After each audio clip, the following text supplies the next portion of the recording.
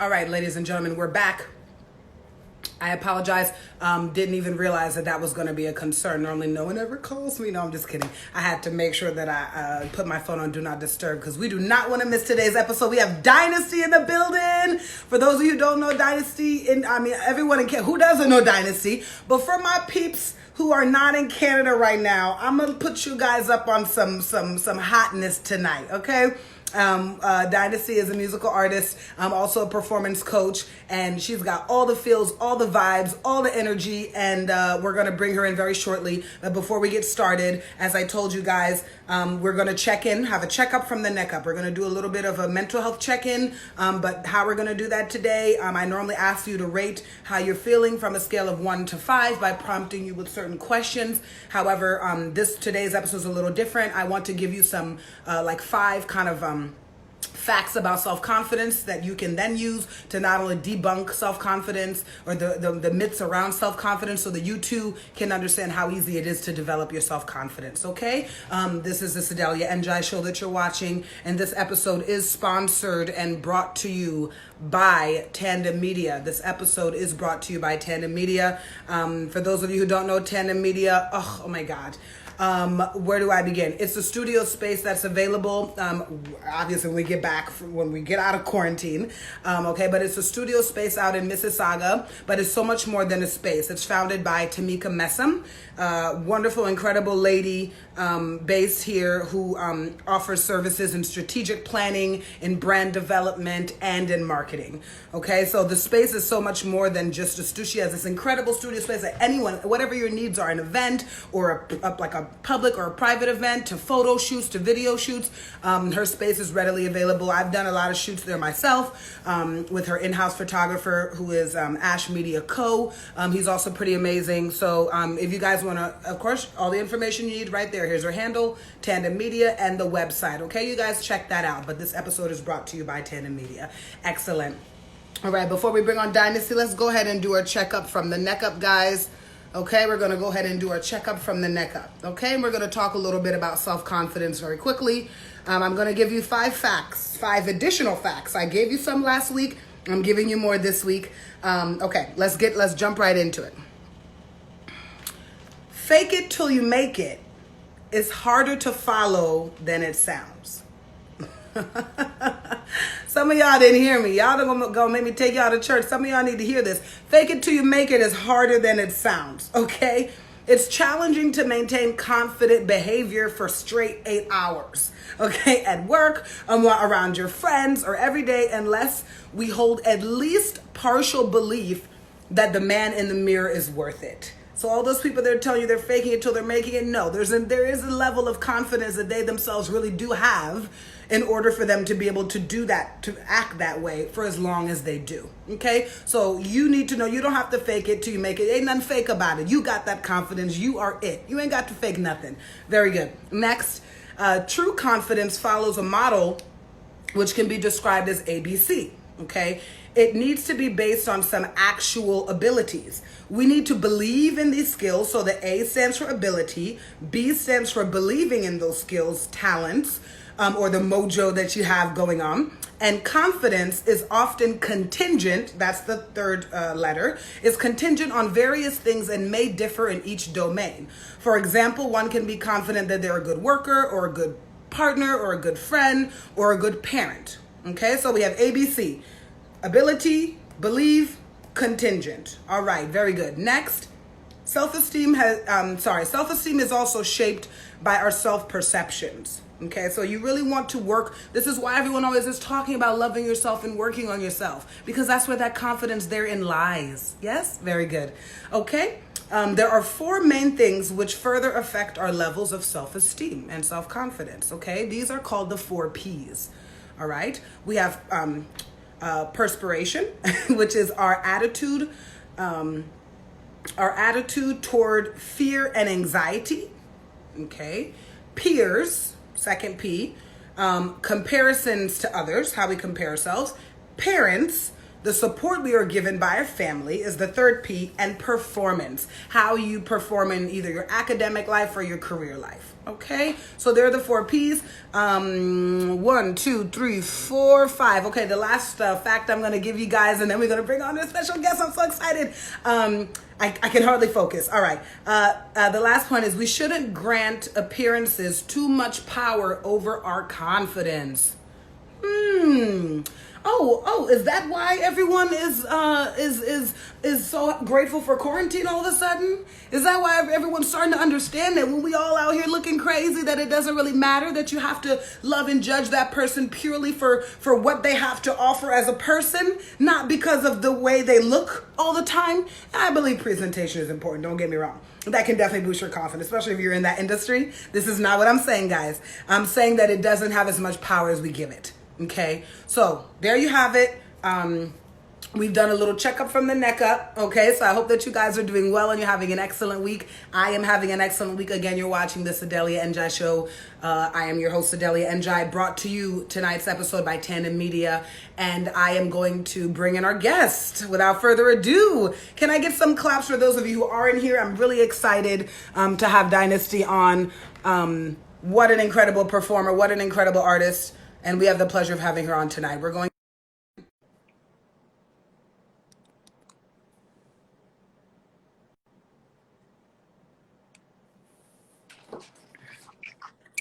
Ooh! Hey. I was gonna say what Guam. You know, Canada has me all messed up, girl. I don't know if I'm Jamaican, if I'm African. I don't know what's going on. My language has just been changing and all over the place. I'm Jamaican, honey. I be saying ting, wagwan, gal. Exactly. Listen, Jamaican people, they're good at a lot of things, but they're very, very good at breeding, which having sex. Okay, so they got a lot of babies all over the place. Oh my and God! And with those babies, they spread the dialect, and everybody is chatting patois. So in Toronto, you're gonna learn some Jamaican patois because I love somebody had sex with a Jamaican guy and learned a 1, 2. somebody. Like, what is the influence? Like, why is it everywhere? Like, it's in everyone's language, vernacular. The culture is deep, honey. I'm here for it. Exactly. I'm here for it. Exactly. But how are you doing, beautiful? You look great. Okay, y'all always coming on my show trying to show me out. Look, we're going to have a conversation. You know. Looking wonderful. Well, you look good. You look like quarantine's treating you well. Yeah, yo. Honestly, I realized that I didn't really like being around people that much. So, this was great. This is great because I got to be around myself. And it feels real good, Yeah. Got a lot of eye-opening information, and I think that folks needed this, Also, we needed it to appreciate each other more too. So I agree. You hear that last comment I put up when we were doing the checkup from the neck up? I said, what was the last comment? It was something about, appearances don't matter. That now that we're all kind of like, people place confidence a lot on appearance, and I was just saying that's one of the greatest lessons I think a lot of people are learning too, that like, honey, I'm going out, sometimes I'm looking rough, but I feel cute, I'm rough, but that's what it is. We all need to get our toes done, our eyebrows did, we're all out here struggling. It's all good. We in this together, man. Looking nails out. You know what's great though? My nails were already like, I was already on this whole natural tip right before this whole thing happened. I was like, I'm not doing my nails. I don't care. I'm not wearing that much makeup anymore. I love it. just natural. And then this thing happened. I'm like, I was prepared. Okay. You're right. Like, welcome to freedom, people. Oh, wait. All of a sudden, I can't hear you. Uh-oh. I don't know what happened. Let us know if you can hear us. Can y'all hear me? I can hear you. Yes. Can the audience? Can you hear Sedalia? Can you hear me? Let me know. I saw this happen on somebody else's live earlier today, so I don't know. Can y'all hear Sedalia? Let me know if you guys can hear me. Can someone comment? Just let me know if you can hear the host Sedalia. up there. Yes, you can hear her. You can hear me. Shoot, I can't hear you though. Okay, so I you know what? can't hear I'm you. gonna go out. I'm gonna exit. Let me try. I came with, you know, hold up. Let me try. You know, backup plans. Okay. Hello, speak. Yes, can you hear me now, Tessie? Yeah, I can hear you now. Girl, All right. Girl, don't Okay. stress me out. We good. You can't hear me. Don't stress me out, okay? I was gonna log out and come back in, but I was telling you, I was like, I'm gonna log out, but you couldn't hear me. What point does that make? Yeah, exactly. Amazing. Exactly. But, all right, yeah, go. But we were just saying freedom. You were already in mode natural, and people are finally joining, and you're like, yes, welcome to freedom, guys. Welcome. Join me. Yes, exactly. I'm here for it. I feel the exact same way. But other than you already kind of enjoying being alone, what are some things that you've been doing during quarantine? Oh man, yo, okay. Quarantine, basically I get to do like everything holistic, but like I get to go OD with it. So for example, like meditation, I get to actually spend like the full time meditating. I would meditate for like an hour in the mornings, but now it's like I can meditate even more than that. I've been part of a meditation group every day at 3 p.m. We're trying to get to 100 people. So if y'all are interested in getting with it, like my energy's been crazy good since joining that. I'm gonna. I've been able to. I'll join a class. Remind me, please. Please. It's just binaural beats. Honestly, just raising like your whole vibration, increases your memory, increases your focus. Like there's so many different things. But there's a group of people. We do online meditation at 3 p.m. every day during quarantine. Nice. All right. Shout out to you guys holding each other accountable though. Like I build my schedule around that. Like that's my group time. We are always together meditating at that time, you know, and like the waves have been crazy. Shout out everybody who's in here. I see y'all, love y'all. Another thing, I get to dance more. I always let them know we love you guys. We're gonna do this. I do this every time. We love you guys so much. You know, Dynesti loves you guys, but it's just the structure. We want to hear all about her structure. We're gonna say hi, and then we're gonna leave y'all alone just for a minute. Okay, don't worry. Okay. Yes. Yeah, and then just working out and dancing a lot more. Picking up some new skills. Show me. Exactly. You got it. Wait. But I didn't mean to cut you, but so like, because I'm talking about show me. Can you just tell us real quick about the show me challenge before we forget? Because I'm really loving that. If you're bored during quarantine, you don't know what to do, go ahead and do this challenge, guys. Yeah, I'm on. So I wrote this song for my mom. I wrote the song 6 years ago, and it's about my experience. I was actually in and out of homeless shelters for a good chunk of my life. And when I wrote this song, I still didn't have money to be able to put it together. It took some time before somebody came in and sponsored me a band to get this song out. Nice. So I'm really excited to have it out right now. But this song is about us and our financial hardships, and I know there's a lot of people who are going through really hard times right now. It's all about getting together and finding a way to smile through the times. So this song talks about, like, let's work together as a family unit. We only got one pair of shoes left. Who cares? We can use some glue and hold those shoes together. Like, the song lyrics are real. They're my experience, and I know a lot of people are going through right now. So the challenge is for folks to just join in and show how they show love, or just get together with your family or your friends, whoever you're with, and just dance. Just dance to it and send me some videos. The whole goal of this is to make people smile and remember what's important during quarantine. Yeah. And that's exactly what it did for me, Dynesti. When I saw it, it just put a smile on my face. I was like, that's so rich. You know, it makes me want to do it. Unfortunately, I don't dance. I will dance and post me dancing. Those few TikTok challenges, we're not going to talk about these things, okay? Hey, you know, actually, there's people who sent in videos of them like cooking with their family. Like, you don't need to dance. You can show love in lots of different ways. Yeah. You know, give a massage, help somebody do their nails at home, like whatever. There's folks who even just did self-love, like they sent videos of them meditating or something. So I love that. Excellent. Well, you guys, there you have it. You know, for you partake in the Show Me Love Challenge. How can they? So, what do they have to do? Is it the challenge is still going on? What do they have to do? Yeah. Make so a video, then where do they send it? Tag you, post it in the story. They make a video to the song, yes, and then they just tag me on your IG page. I post a video to your IG page or to your story, and I will repost it. I'm reposting everybody as long as it still fits the challenge details. You got to be making people smile, making people remember what's important during quarantine. Yes. That's it, and I will repost it. So if you got a small emerging business and you're looking and you're like, oh, she got followers, you know, send that. You're gonna get reposted. Okay, it's good. You know, well, just saying, look outside exposure, don't hurt nobody. You know. Okay. You're absolutely right. You guys have it. Make sure you get your Show Me challenges in, because that's really excellent. And you have that. That's your latest. Well, not latest, but you said you wrote it 6 years ago, but you put it back out recently for this, which is so perfect. Yeah, I couldn't release it before. Yeah, that's incredible. So this is brand new release. Yeah, brand new release. So yeah, for real. For real.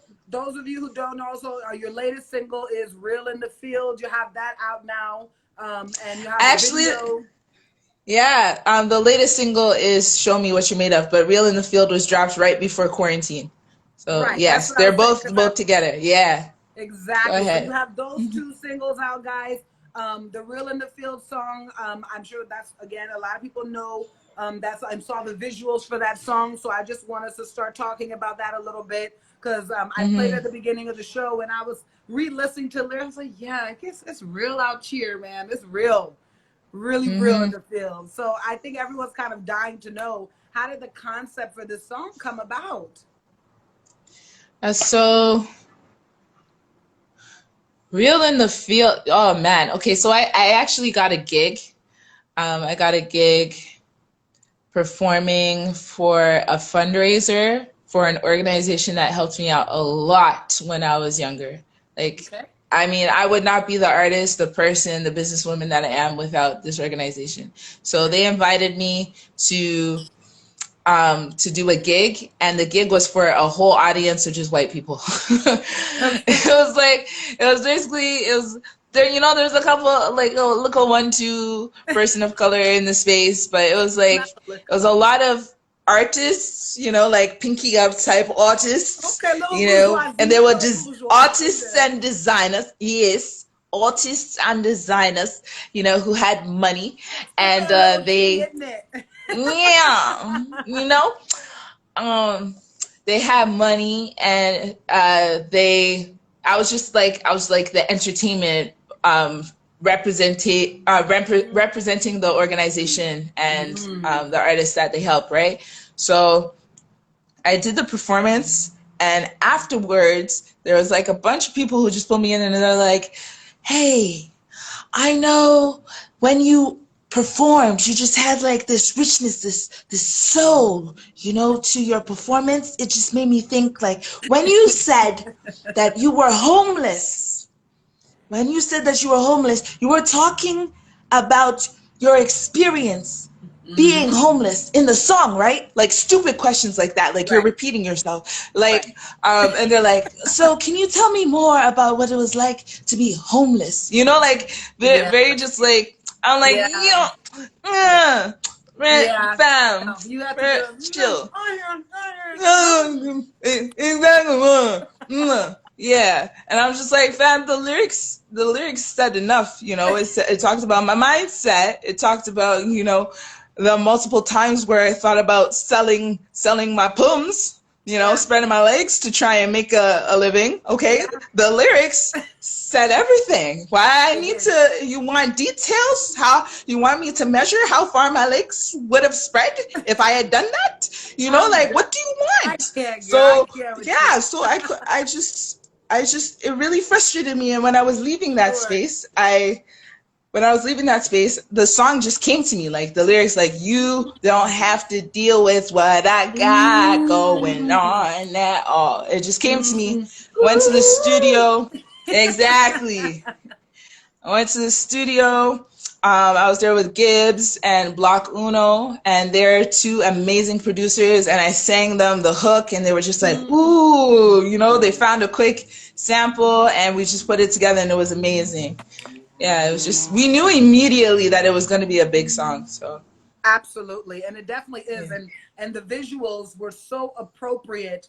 I feel like for the song, I really enjoyed kind of the matrix aspect of it, as well as the grittiness, you know, with the pills. Please forgive me, this was my interpretation. I really love that aspect Go of ahead. it, as well as the grittiness of it.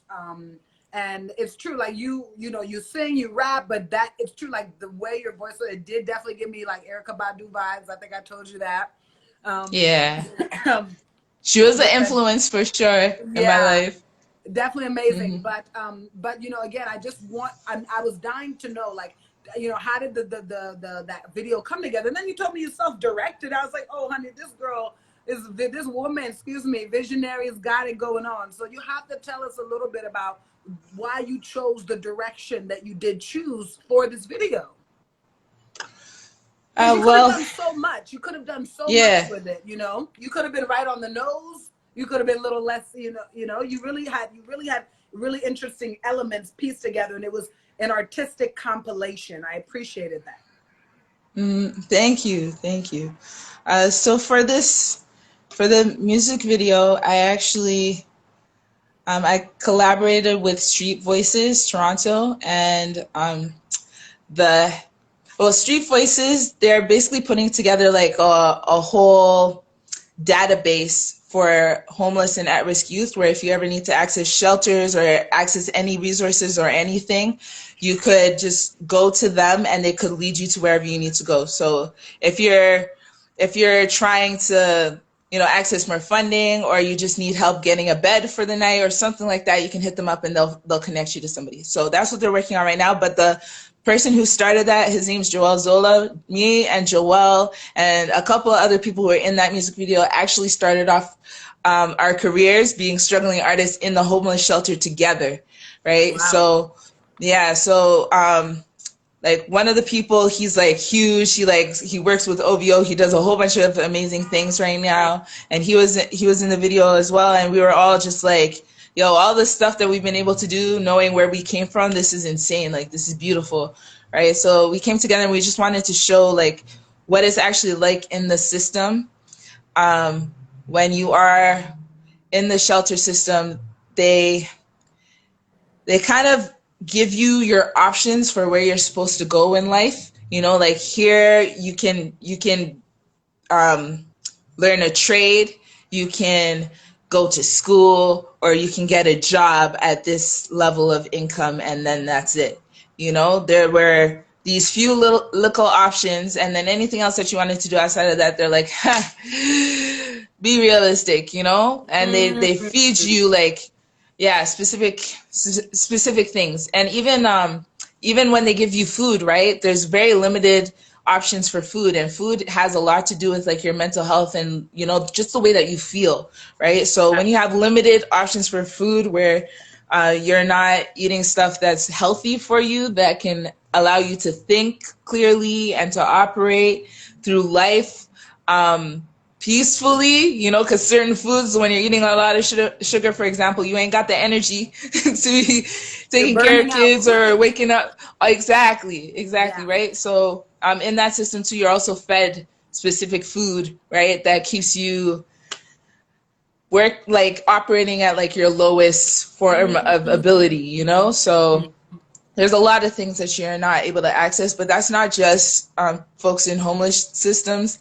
I was in Toronto housing too. It's the same thing on every block across the city of Toronto, every hood in the US, like everywhere in the world where there's low income households, where it's the same thing. It's the same type of struggle. Absolutely. Yeah, less access. It's just, they don't want you to win. They don't want you to win. They want you to stay at the space that you are, in the same mindset that you've been in. They want you to stay asleep. They don't want you to take. They want you to stay asleep. Exactly. So for that simple fact, like, I just wanted to have one music video where I didn't care about the end result of it. I didn't care if it blew up and it was, you know, everybody was singing it or whatever. It felt like a hit to me, right? And the music video completely represented my experience in the homeless shelters and everybody's experience who's just been in a ghetto across the world. And I was like, yo, this song and this video is for us. I don't care what else I do in the future that blows up or whatever. I'm never taking this video down because this video really and truly represents where I'm from and what I'm about. Like, I want folks who are from lower income households who had like all the odds against them. I want them to realize that there's a lot that is possible, right? You don't have to take those options that were just thrown out at you. You can do something different. Just, you know, work. It's going to take a lot of work. It's going to take a little bit of luck, but it's definitely going to take belief above everything else. Yeah, belief and patience, and trust me, you can get there. So absolutely. Yeah. And I really love the fact that you said that you put it up, you didn't care, you know, it was a hit to me. I really love how you, you know, how you said that, because it reminds me that you are your own hero.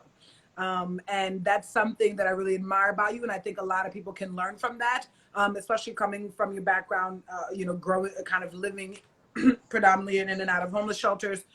So far, you know, at that point in your life growing up, you know, how did you, I think some people want to know, like, you know, well, not how, but what advice would you give to others when it comes to tapping into this part of themselves where they can realize that they can save themselves? They don't need others to save them. You can be your own hero.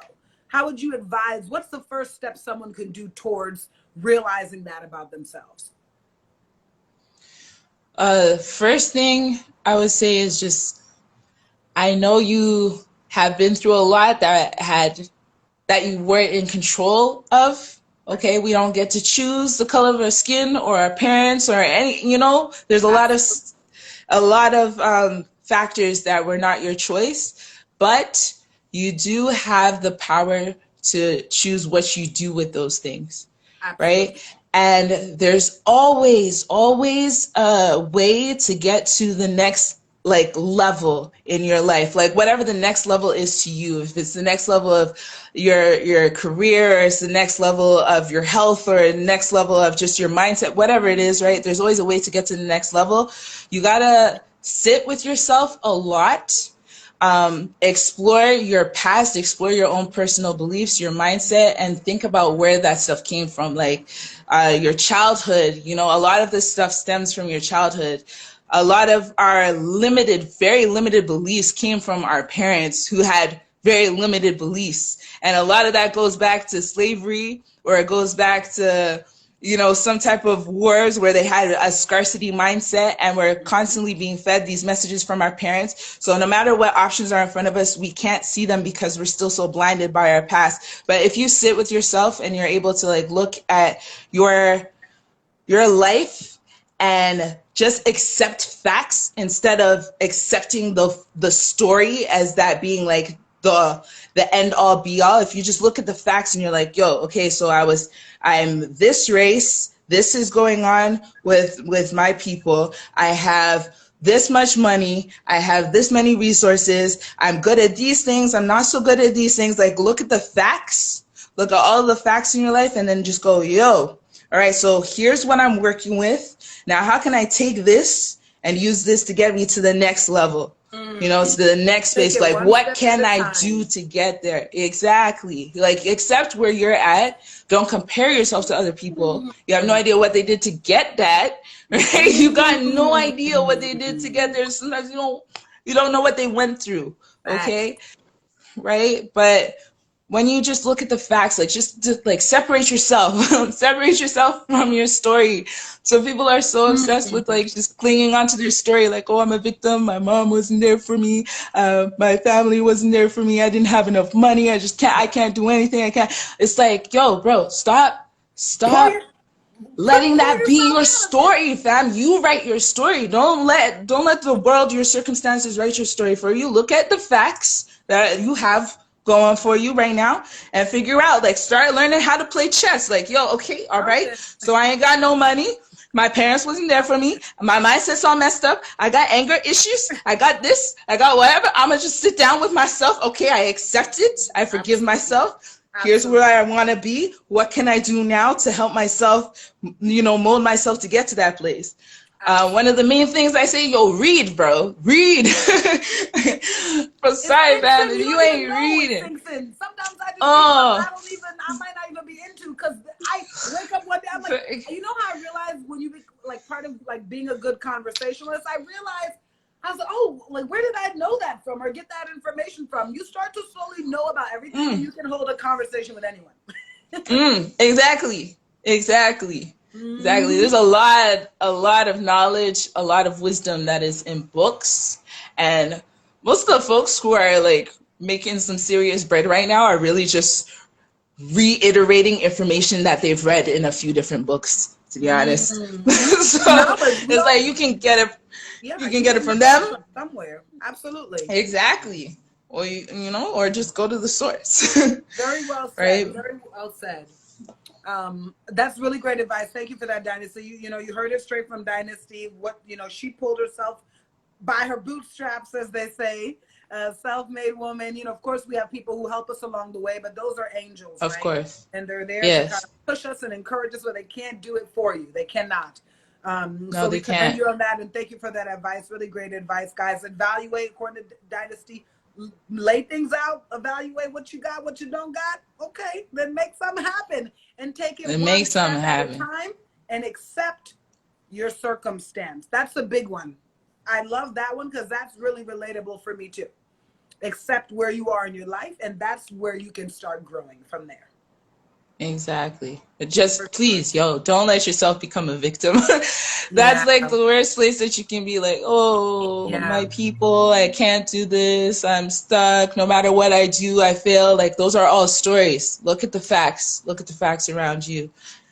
And what role do you think discipline plays in all this? I know you and I spoke a lot about discipline and discipline tests. Could you start? What role does discipline play in that growth? And tell us a little bit about your self-discipline test theory. Yeah. So one of the things that was definitely missing from my household was discipline. Like structure. Maybe not even structure, right? Maybe no discipline. No discipline or structure, fam. Like, these are like, listen, when people say like, why doesn't this person have common sense, bro? Common sense is not common to everybody, dog. Okay, sometimes these things need to be learned and researched. Okay, I had to research some things that are kind of embarrassing, but I just didn't know, You didn't know. You weren't doing I didn't know. That was in my life, okay? So, so when you're just learning how to, when you're trying to build specific skills, you realize that discipline is very, very important for you to actually be able to achieve these things. But here's the thing: everybody has great self-discipline, but they have it in specific areas. I don't know, bro. You sure? Have you met me? I'm positive. I'm positive. I've seen it enough in so many different people. Everyone has great self-discipline, but it depends on what they focus on, right? So some people, they'll have great self-discipline when it comes to food. Like they're just like, nope, I'm not doing dairy anymore. I'm not doing meat. I'm a vegan, and they're serious about that. And they got that self-discipline as vegan, right? Yeah. Other people, they'll be like, I ain't doing this weave no more. I ain't doing none of that. I'm Afrocentric, okay? And they got discipline. Exactly. And then there'll be other people where they're like, you know what? I'm going to wake up and I'm going to cook myself one good meal every day. And then they got discipline in that area, right? Or the folks who have discipline where they're like, when I go out, I need to look fresh every day. I don't care. I don't care if I'm just going down the street to the grocery store. I'm going to look fresh. But they got this. My last dollar, a man will buy me dinner with this outfit. Exactly. But then they got discipline in that area. They got discipline with looking fresh, right? But they don't realize that is discipline. You just need to apply it to something else. Interesting. That's it, right? So I would do tests for myself.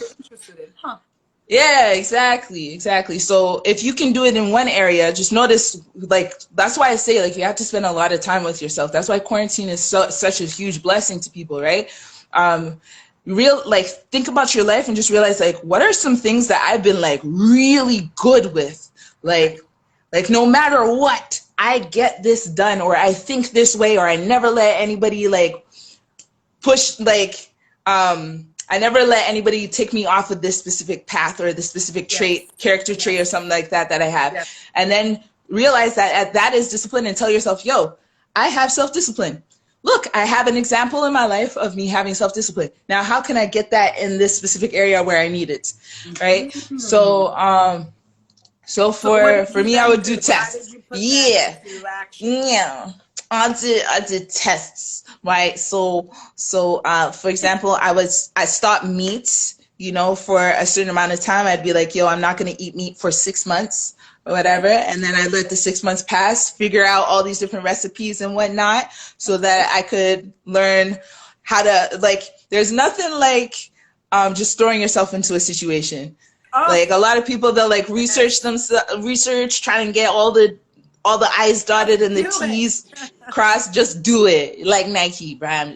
Just do it. We can't just dive in. Paper sponsorship, girl. I'm just kidding. You're right. Just do it. Like, okay, all right. So, yeah. So I did meat. And I did sex. I did sex for 1 year. I said no sex. No sex for 1 whole year. Okay? What? I'm just kidding. 1 whole year. I was like, this is the ultimate test. If I can do this shit, I got self-discipline. So you're telling me I can make it, because I'm going on a few little months. A lot of months. It's starting to get a long time. It's starting to get. Can I make it? Oh, where are you trying to make it to? Visualize yourself getting there. Yeah. Without being penetrated. I'm all for it. I'm definitely here with you. Try that. Okay. Yeah. What did you find at the end of these tests? Whew. Oh my God, that one was hard. So what I did actually, it was the year that I think I'm doing pretty good, but I'm just saying, sometimes it's rough. Yeah. I know. I had some times I would, like, look down and just speak to my crotches, like, hey, I cannot. Listen, I need you to shh. We are not doing this today. We are not exactly. Yeah, no, abstaining from sex is it's hard. All right. But I found that when I was doing that, I was able to focus on a lot more things because I needed distractions. Okay, when you're not having sex, you need distractions. Okay, so I was getting a lot of work done. My show is blowing up. I'm just kidding. Exactly. Right. So I got very, very productive very, very quickly. So I actually, I spent a lot of time building new skills. So I got really good at, like, sound editing and stuff on my computer, like in my program at school. For the whole year, I did no sex, and I was growing my dreads. So I actually wrapped my head every day for a whole year. So that whole year, head wrapped, no sex. Okay. Dreads growing underneath the wrap. It was like the ultimate test of self-discipline. But I was like, I need this for me. I need to know that I can, I can do something. I can hold something down, right?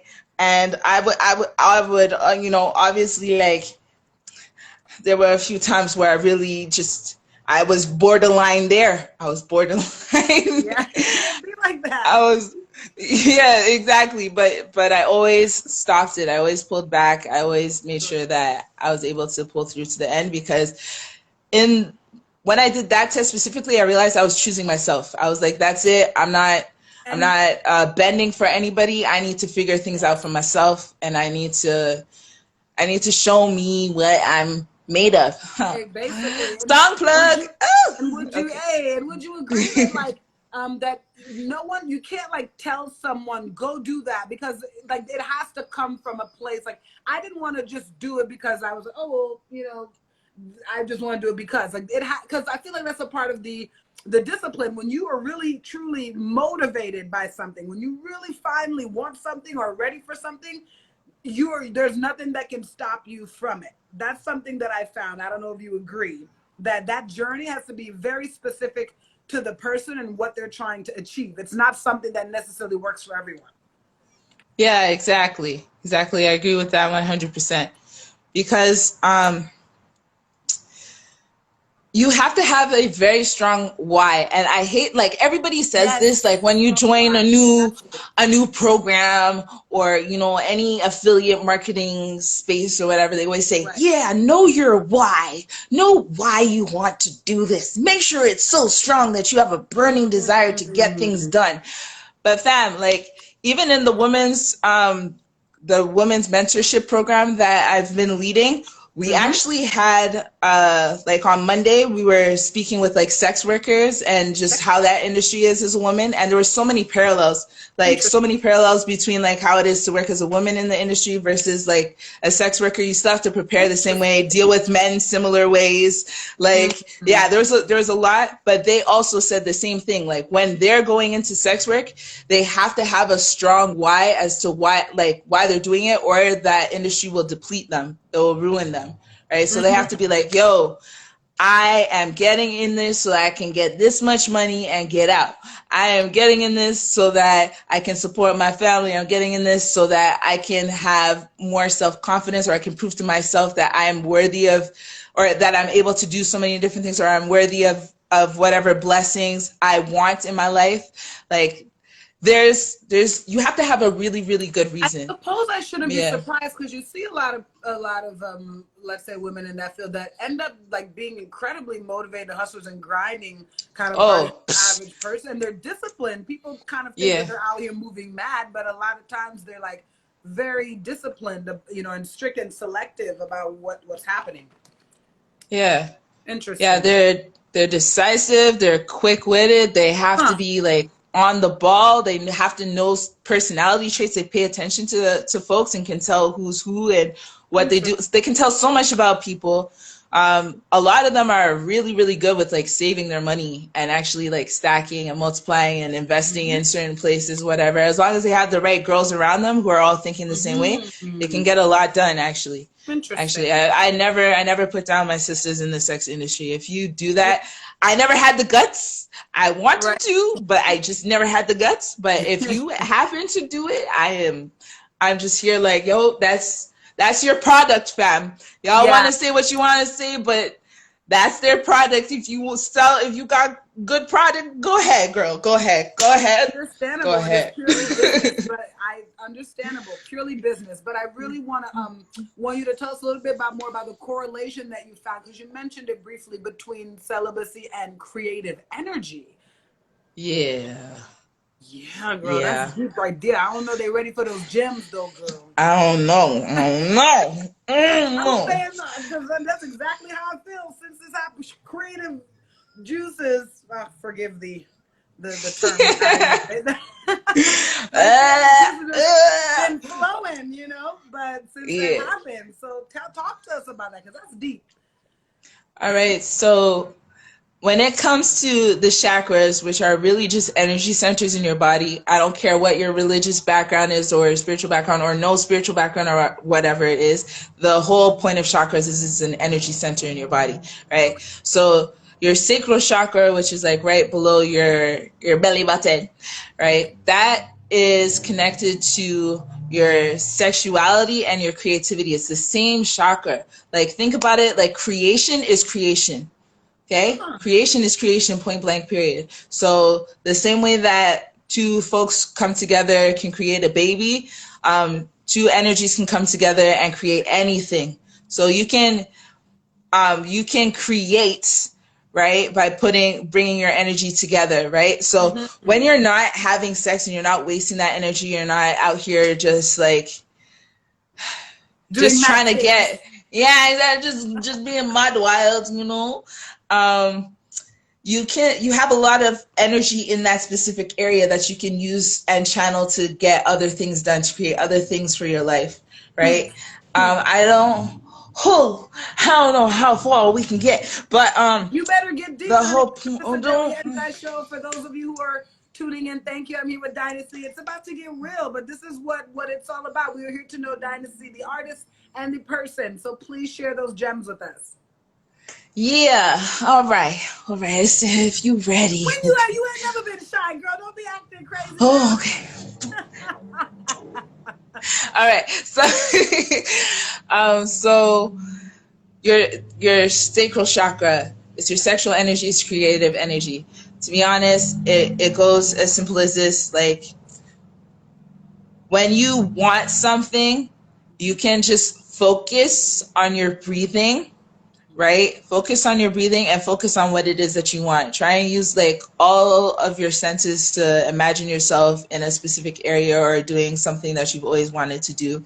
So you breathe and you visualize whatever you want. So maybe having a certain amount of followers, or having more love in your life, or having like stronger relationships with your friends or whatnot, or just more confidence in yourself. Maybe you're just breathing confidence into yourself, right? They say we have the power of life and death in our tongue. That is absolutely correct. So it's a holistic process. You have to 100% believe it, and you have to speak it into existence. So you focus on your sacral chakra, and you just think, like, put yourself exactly in a space where you want to be, and feel it with all of your senses. I mean, hear what's around you, see what's around you, smell what's around you, feel what's around you. Like 100% put yourself into that specific space, and use that creative energy, that sexual energy, to just magnify that space. Like, really put yourself there, and try and spend some time there every single day. The amount of things that have just like happened for me, and I was just like, yeah, wait, hold on a second. I just visualized this like 2 weeks ago. How did you just pop up into my life, and you so dope, you know? That's deep. Right? Yeah, I'm just saying, you know, Call there are more existence. Will it into existence. Exactly. Will it, speak it, live it, like just actually be there. Like, fam, I know I'm on this live when I'm gonna have a lot of money before I die. And it's not about the money, it's about what I'm gonna do with the money, but I already know that. And I've always known that. It didn't matter how broke I was, I just knew that. And I still know where I'm going to go. And it's just like, I don't even care. Like, it doesn't matter what naysayers say about me. Like, they'll look at following, look at streams, look at whatever, and they'll be like, nah. Bro, I just know. I know, fam. There's like not an ounce of like disbelief anymore. I just know, right? And I wish more people would take that seriously, because it sounds so like, I don't know, crazy, outside the box. Because it seems so far away, right? Because it's not here, and we're all about the now and the instant gratification and the seeing. I think that's why we can't like visual or like believe that it will happen, right? But it's so true. It shouldn't be taken lightly. I agree. Yeah, but I mean, I'm not saying don't have sex and don't masturbate. That's not what I'm saying. I'm just saying there's a lot of creative energy there. We are sharing her. Hell no. I still do those things, okay, when I need to. But most of the time, that's where I put that energy. Yeah. And I put that energy into getting better. Sorry, that reminds me a little bit of when you're talking about visualizing. I saw an interview with Jim Carrey once that he talked about how he was super, super broke, obviously, like most famous people are today. And he wrote himself like a $1 million check, and just like this is like my life. Like, yeah, I'm a millionaire. Like, was straight up behaving this way, manifesting in his everyday life. And he said he framed it because he called it into existence. And I can't remember, was it the set of Ace Ventura or something, where he got offered his first like $1 million to act, and he was just like, yeah, like he visualized that the whole time. Exactly. Exactly. That is exactly what I'm talking about. I love that guy. Yeah. Oh my God. I love I know that you would, guy. especially with his performance and his Yeah. kind of brings me into the next topic. You know, you're an incredible performer. You know, and you're also a performance coach. But before we talk a little bit about that, let's talk a little bit about your performance style. It's very unique. How did you come to develop your performance style?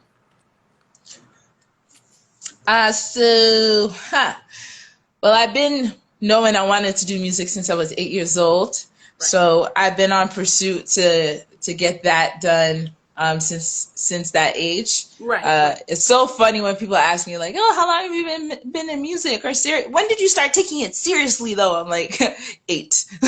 When I was 8, I was so serious. Yeah. I didn't have money, but I joined like every opportunity that I could to get better at music. So I was in the church choirs. I was in the music class in school, you know, elementary school and whatnot.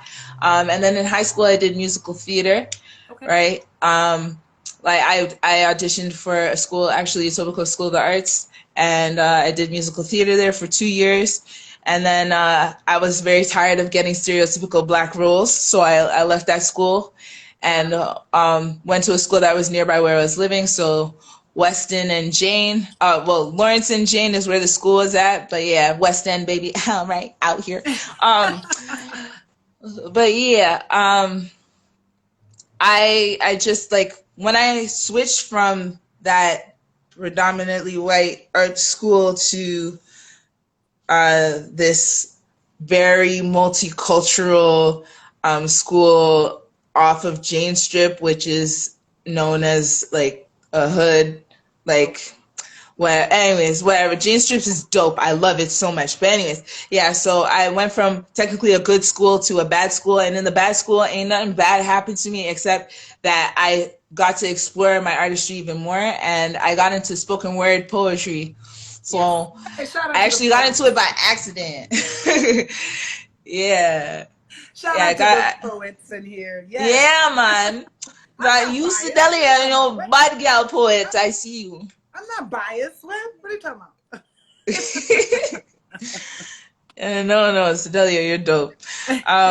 Yeah. So I got into spoken word by accident. Actually, I just wrote a poem because I don't know, like music was frustrating me at a time. So I wrote a really long poem about just the stereotypes that I was seeing Black people play out in my school, which was really annoying to me because I had just come from an art school that was predominantly white, and we were like fighting stereotypes all the time there, right? And then I come over to this super multicultural school, and all these Black people are literally playing out the stereotypes that I tried to like go against at the white school. So I was there like, So I made a poem called Black People, and it was just really funny, and I was just making fun of all of our stereotypes and all the stuff that we do. And it was just a really long poem, and then I auditioned for Black History Month with it, and they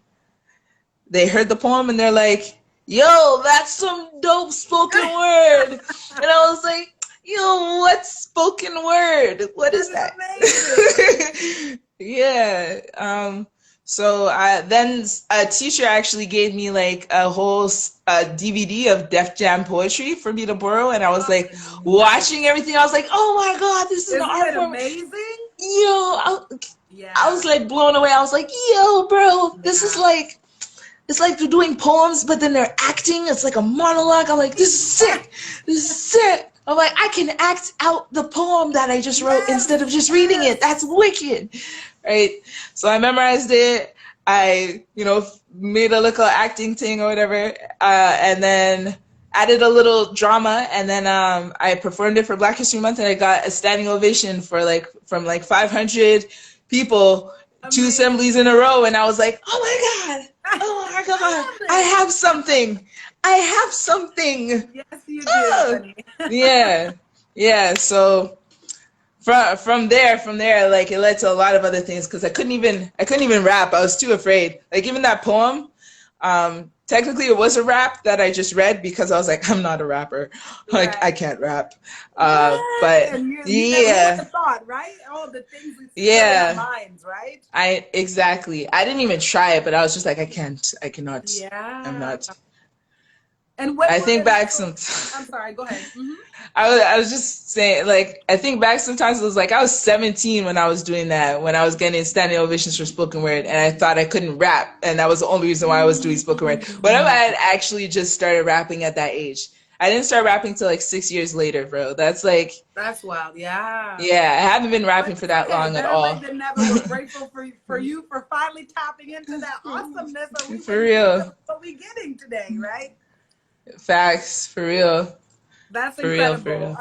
Now, but speaking of getting a little more into that performance, like you're also a very expressive and like physical performer, right? So I know you do Hmm. performance workshops. That's actually, ladies and gentlemen, how Dynesti and I met, and I just remember thinking, like yes, of course, I had done similar work in my background, so I was kind of aware of it, open to it. But when you get to certain stages, it's hard for others to coach you. When you reach a certain level of knowing, they you can't tell me too much. I love you, Yeah. but I know too, but Yeah, that's I why I know. really appreciated your energy when you came out. I was like, oh, okay, someone who can actually teach me something new.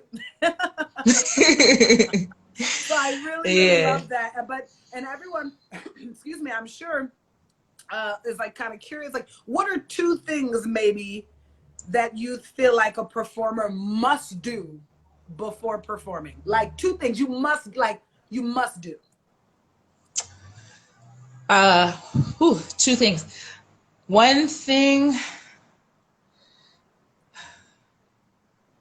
Yeah, because I know it takes so much yeah, stamina and energy. Like I know, people don't realize, like just even talking to someone takes an incredible amount of energy out of yeah, someone. Sometimes when I'm done, as much as I love it, I'm like, whoa, I need a 3 hour break, honey. Like, yeah, like it's so yeah. easy to disperse energy. So, and you are such a kind of physical performer and an expressive performer, and it definitely feels like you give 150% when you're performing. So I'm definitely curious as to what are two things that even you do that you feel like are essential. Like I have to do this before I perform, or I might, or I don't know if I have the energy for this. Well, Yeah.